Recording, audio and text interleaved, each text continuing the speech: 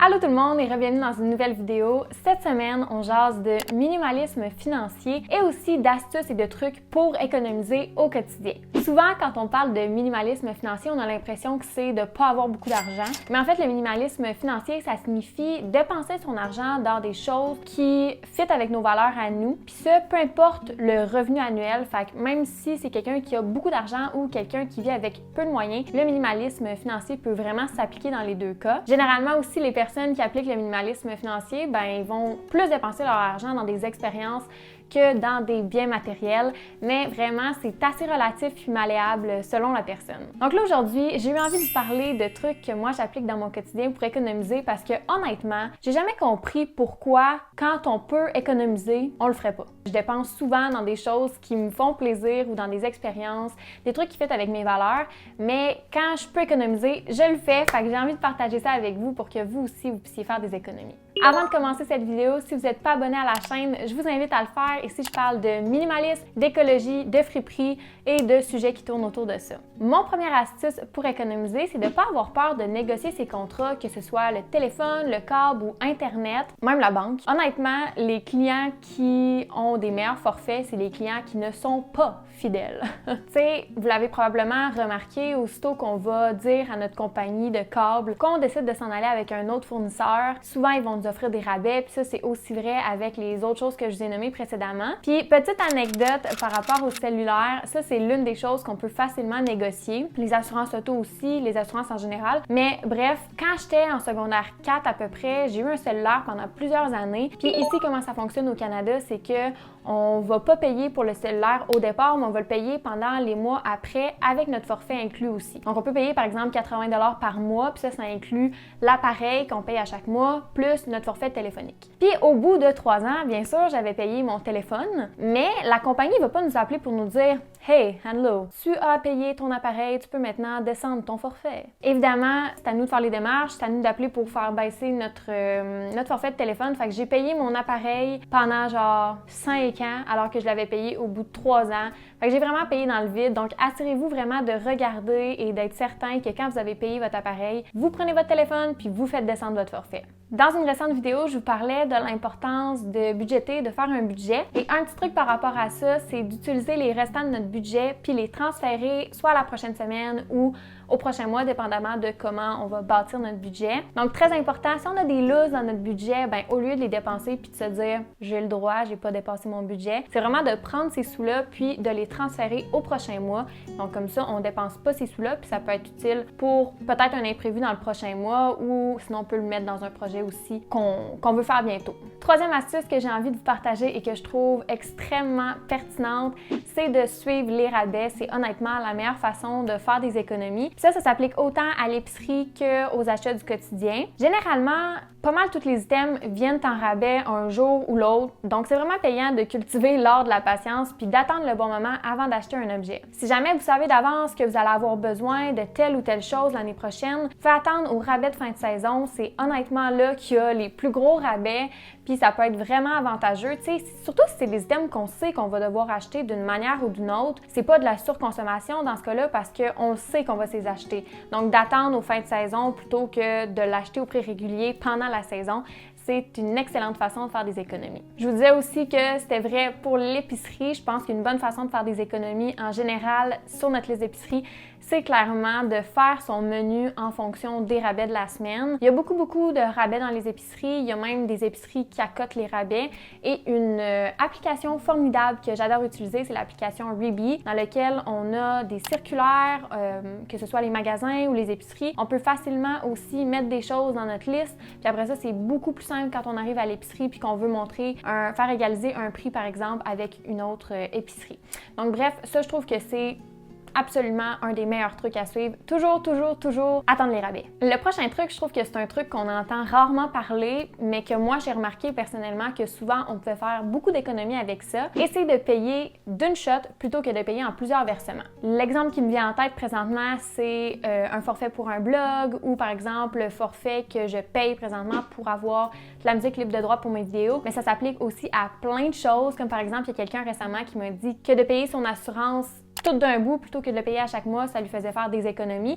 Donc, je suis certaine que ça s'applique à d'autres domaines. Parfois, c'est plus avantageux de payer au complet plutôt que de payer par mois sur une année. Donc ça, c'est vraiment quelque chose à regarder quand vous voulez vous acheter un forfait, un logiciel, peu importe. Regardez toujours les forfaits qui sont offerts par mois et le forfait qui est offert annuel pour voir lequel qui est plus avantageux. Oui, des fois, on n'a pas les sous, mais si on les a tout de suite, ben pourquoi pas le payer d'une shot? Ça va être fini, puis on fait des économies en même temps. Pire encore, acheter des objets en versements égaux à chaque mois avec des intérêts par-dessus ça. Tu sais, des fois, là, je sais pas si ça vous fait ça, mais je magasine en ligne, puis là, je vois quelque chose dans une boutique qui m'intéresse, puis ils m'offrent de le payer au complet ou de le payer en différents versements tout au long de l'année, puis de payer des intérêts là-dessus. Là, je me dis, crème, si on n'a pas l'argent, on ne l'achète pas et ça finit là. Maintenant, un petit truc qui n'est pas souvent dit, mais que je trouve tellement vrai, c'est de faire des économies en adhérant au zéro déchet. Il y a beaucoup d'items qui, au bout du compte, nous font faire des économies. Là, je pense entre autres à un bidet,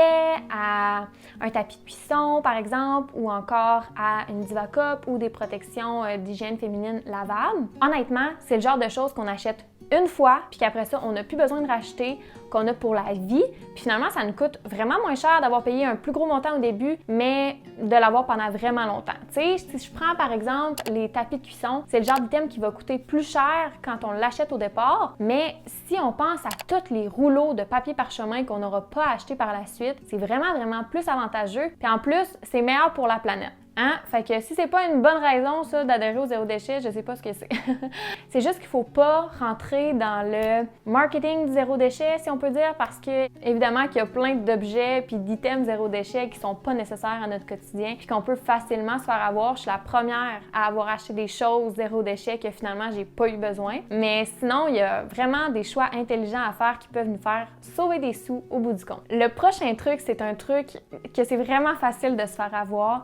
Puis en fait, c'est de ne pas prendre de garantie. Il y a des choses, des objets qui valent vraiment la peine d'acheter une garantie aussi parce que c'est des objets peut-être qui sont plus de valeur ou qui vont se briser plus facilement. Il faut vraiment juger de l'objet avant d'acheter une garantie. C'est rendu qu'il y a des garanties pour toutes, là, puis il y a tellement des affaires qui valent pas la peine d'être sous une garantie. Puis là, je vous donne un exemple. Vous allez trouver ça vraiment drôle, mais c'est vraiment quelque chose que j'ai considéré. Il y a quelques années, je voulais m'acheter une paire d'écouteurs Sony bien standard. Puis les écouteurs étaient genre 20$, OK? Je les ai encore aujourd'hui, je vais vous les montrer.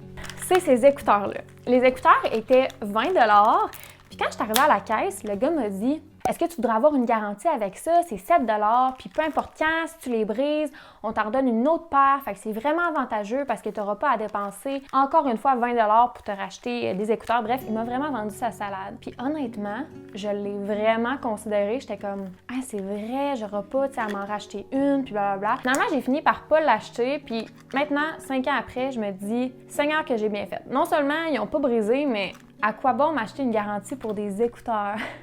Comme je pense qu'il faut vraiment faire la part des choses, puis que parfois des garanties, ça vaut pas la peine. Donc vraiment bien réfléchir, poser le pour et le contre avant de se prendre une garantie, parce que parfois, c'est vraiment de l'argent jeté par les fenêtres. Un autre petit truc, c'est tout simplement de changer ses réflexes d'achat. Puis j'ai remarqué que même moi, j'ai encore du travail à faire par rapport à ça parce que des fois, par exemple, j'ai l'impression que j'ai besoin d'un nouvel item, mais finalement, je me rends compte que si je répare ce que j'ai déjà ou si je fais des petites modifications dessus, ben ça va venir combler l'envie ou le besoin que j'avais à ce moment-là. Un exemple récent de ça, c'est ma soupe de neige. J'ai un pantalon de neige que j'ai depuis vraiment longtemps, puis les élastiques au niveau de la taille sont comme lousses, ce qui fait en sorte qu'ils sont tout le temps en train de baisser. Puis là, récemment, je disais à mon chum à quel point j'avais tellement besoin d'une nouvelle soupe de neige. J'ai commencé à magasiner, etc.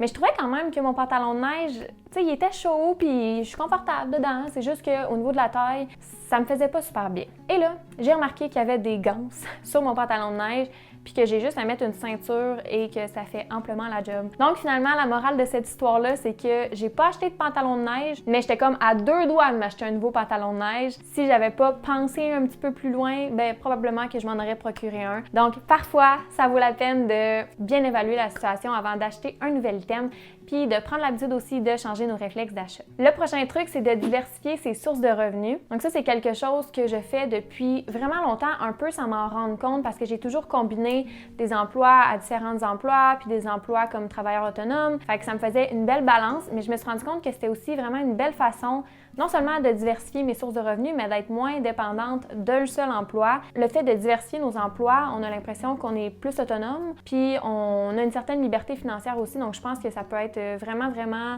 bénéfique, autant pour soi que pour le portefeuille. Pour vous donner des exemples, souvent ce que j'ai fait, c'est que j'étais pigiste pour des agences en événementiel, puis en même temps, j'occupais souvent un emploi à temps partiel, soit dans un commerce ou dans d'autres domaines, ce qui faisait en sorte que j'avais plusieurs sources de revenus, puis depuis quelques temps, je fais du montage à mon compte, donc de cette façon-là, ça me permet aussi d'aller chercher une autre source de revenus. Donc voilà, si c'est quelque chose qui vous intéresse, puis si c'est possible dans votre situation, ça peut être une belle avenue à considérer pour être moins dépendant, puis avoir une meilleure liberté financière. C'est pas tant un truc pour économiser, c'est plus un truc pour faire plus d'argent finalement.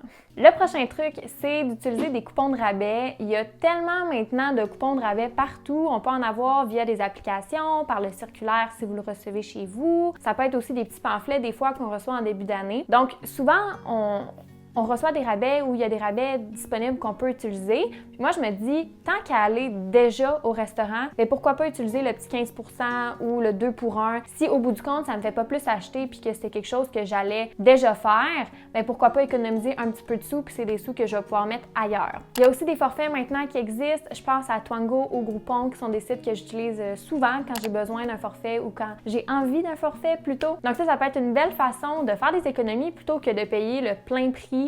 Encore une fois, c'est comme une forme de rabais, si on peut dire. Puis je trouve que ça vaut vraiment la peine parce que ça nous fait économiser des sous qu'on peut mettre ailleurs. Ensuite, fabriquer ses propres choses, que ce soit ses produits nettoyants ou ses cosmétiques. Là, vous allez dire, la fille, elle prêche pour sa paroisse. Oui.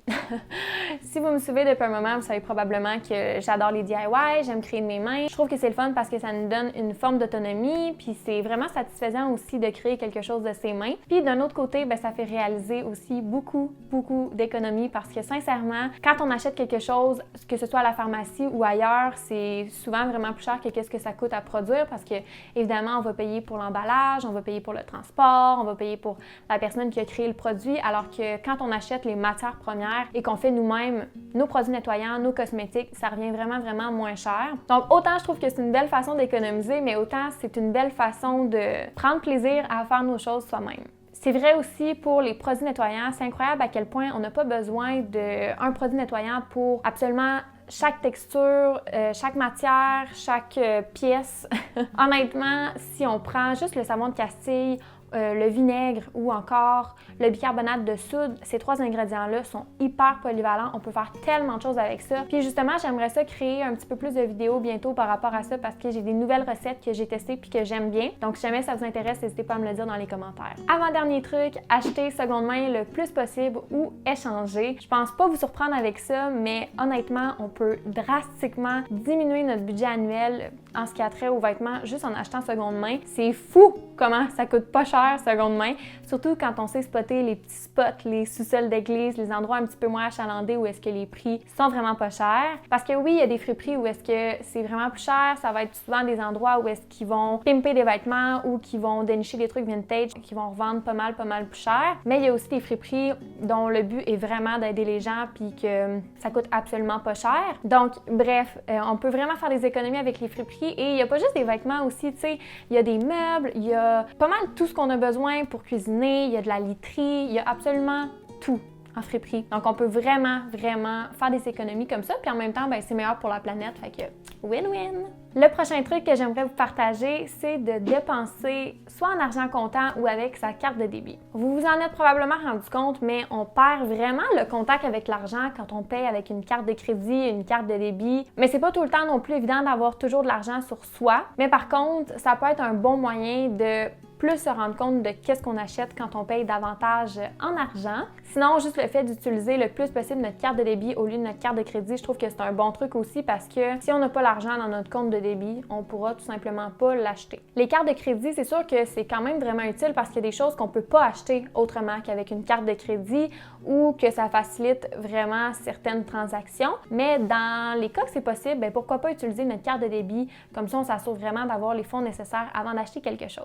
Donc le point avec ça, c'est qu'en utilisant plus notre argent comptant puis notre carte de débit, ben on fait plus d'économies parce que peut-être qu'avec notre carte de crédit, on aurait plus tendance à acheter des choses pour lesquelles on n'a pas d'argent puis à se dire « Oh, je vais payer plus tard ». Donc voilà, guys, c'était mes trucs pour économiser. J'espère que vous avez peut-être appris quelques petits trucs ou que ça vous a remémoré des petits trucs pour économiser. J'aimerais bien savoir c'est quoi vos trucs à vous. Pour vrai, écrivez-moi ça dans les commentaires, ça va être autant utile pour moi que pour les personnes qui regardent cette vidéo-ci. Si vous avez aimé cette vidéo-ci, n'hésitez pas à mettre un petit pouce bleu ou encore à vous abonner si ce n'est pas déjà fait. Et comme toujours, je vous dis, on se retrouve la semaine prochaine pour une autre vidéo. Bye tout le monde!